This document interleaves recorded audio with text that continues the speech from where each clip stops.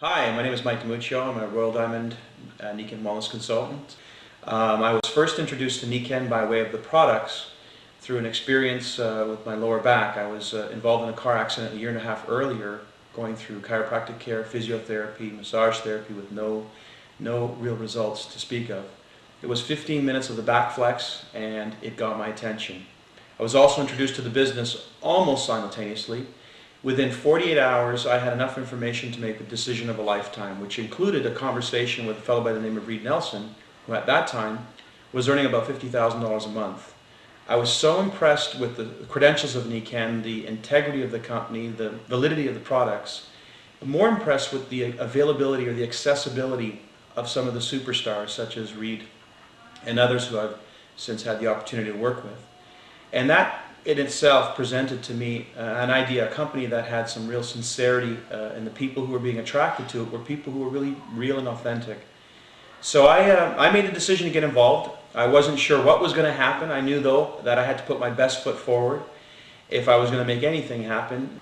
So I did what I was told to do, what most people know to do when they first get started in a business like this, and that is put together a list. Everybody and anybody you know.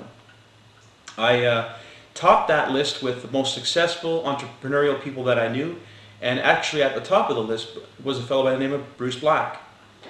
Bruce had a very successful career, established a camera chain across Canada. I knew that he knew how to do something right if I needed the help, and I did need the help because I didn't have the business background, the experience, or the credibility, or for that matter the resources to really make such a big dent that I was looking to make. So I knew that I needed to attract people who could help me. Now that's a little bit different than what most people do when they get into this business.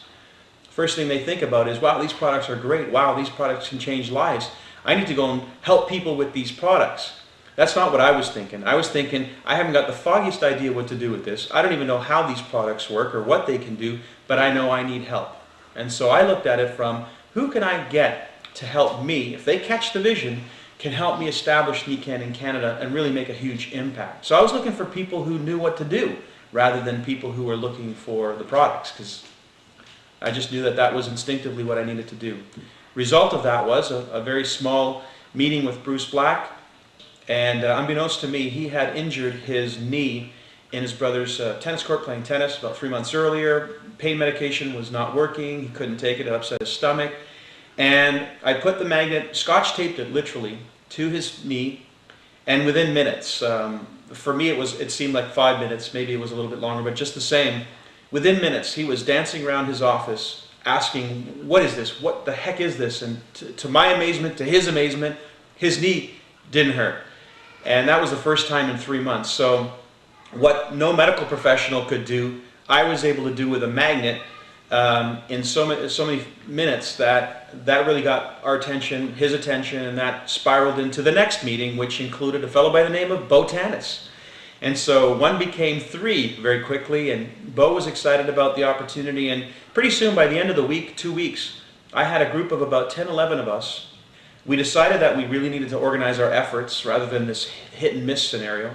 So we scheduled a calendar of events, and this in fact is the absolute key to launching a business with success. Whether you're getting started today or you're relaunching your business, it centers around pulling together a series of events in an organized way so everybody knows where the meeting is, what the meeting is about, and we all pull to have people at that meeting. Well, 11 of us started in January to attract people to our events. The first one, we had 43 people in attendance. I also have to mention, we used a lot of videotapes. In fact, when I go back and reflect on my records, we had gone through, this group of people had gone through some 3,000 videotapes in that first 30 days. And so if you look at the statistics, 1 in 10, that means 10% of the people joined. So I'm very an advocate of tools in a big way, and events. So those two things in combination with a group effort, a team effort, resulted in an explosion and a momentum that sustained itself in the years to follow. And if I look back today, of the 26 people I sponsored my first month, 9 people I sponsored my second month, that's about, what, 35 people. That's about half the people I've sponsored in total since I've been involved with Nikken, almost 14 years. So I did most of the work in the first 30, 60 days of the business. and then work with those people, develop the events, develop the tools and the system to support that growth. Today, at least 2 of those original people, only, but at least 2 of those original people are still involved in the business actively, and are responsible for more than half of my income that I've earned in the time I've been with NICAN. So there's something to be said about getting a good start in the business, launching the business, sponsoring a lot of people, because 2 in 35 doesn't seem like very good statistics, but then with the millions of dollars that I've earned as a result of that, I'm not complaining. With my list, I had 154 names on my list. That's how I started. And these were people that I knew, acquaintances, most of which who had some experience either in business or sales, or just people who were not afraid to get out of the house and talk to other people. And I must have seen probably minimally 3, maybe 5 people a day to get that ball rolling. In fact, I think the thing we called it then, and probably still call it today, were drop-bys, where I would literally go to visit them or meet them in a coffee shop or something of that sort.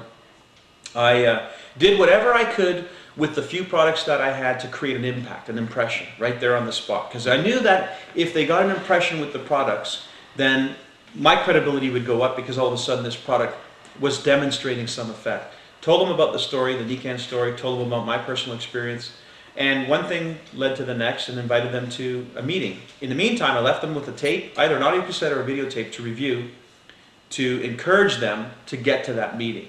So there's always a meeting I was inviting them to, and I always left them with a tool and an impact, some kind of an impression with the products. So 3 to 5 people a day. Some of these people were people I was meeting on behalf of my group, my downline. By the end of, like I said, the first month, 26 people had joined me. Now, you might say, well, then why would you sponsor 9 people the next month? Again, like 26 people is a lot of people to deal with. I wasn't a very good sponsor, I could say. What I did instead was I put in place an infrastructure, the public events. So we had recruiting events and training events every week. We had a big event every month, and that way I could have everybody find me rather than me have to find everybody.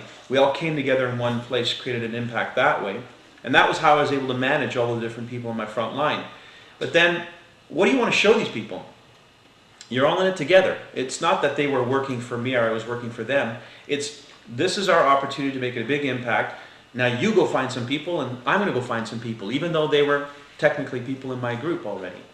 So it was like, we're all in it together. It's not somebody's doing something for someone. It wasn't an employer-employee mentality. It was, we're all in this, we're all in the same team. You're now part of my team, but the team is not finished growing yet, so let's get out there and get some more people to this team. Me for me, you for you, and we'll bring them back to the meeting place. So 9 people more came on the following month. Again, just personal contact, getting out there, talking to people.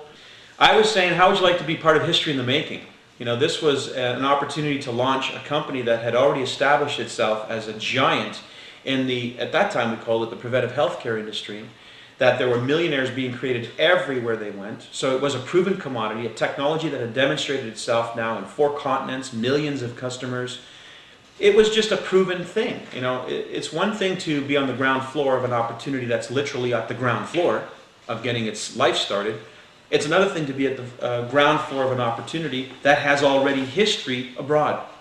And so I was able to leverage that story, leverage the experience and the success of NICAN to say, look, this is not an experiment. This is going to be big with or without you. You should really take a look if you're open to opportunity.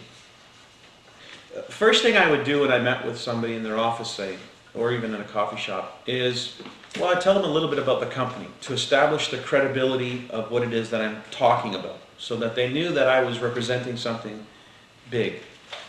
Then what I would do is I'd tell them a little bit about my personal experience, my dad's experience. He had a product experience as well in those first 2 days that I was introduced to NICAN, which, by the way, was also a catalyst in my decision, because I saw it work on him, not just on me.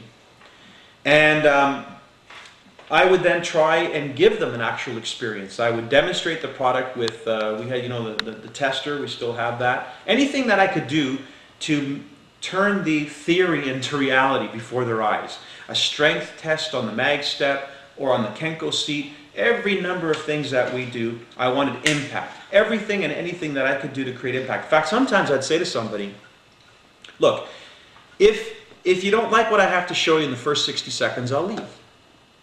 just to get the appointment. Now at that point they're really curious, because what could I possibly do in 60 seconds that would make such an impact? Well, of course I would do the mag step demonstration or the strength test of some sort, and that would get their attention and allow me to stay on to talk more. Once I did the product demonstration, then usually that's when the questions would begin from them. And of course questions about network marketing and so forth. One of the things that I would often say is that Nikken, having its origins in Japan, took an idea that was birthed in North America and re-engineered it, as have the Japanese in virtually every industry. And the Japanese virtually lead every industry in all the various configurations and companies. And so Nikken was in fact that company toward the network marketing industry. They had taken the best of network marketing, discarded the parts that don't work or maybe have some questionable ethics involved, re-engineered it and brought it back to North America more powerful than anything ever before. And to prove that point, they were earning at that time to this day the highest incomes in the industry. So it was just a way to deal with whatever potential objections they might have. And then the last resort is, look, if you don't like the products, you wouldn't like the business anyway. Follow-up is such an important part of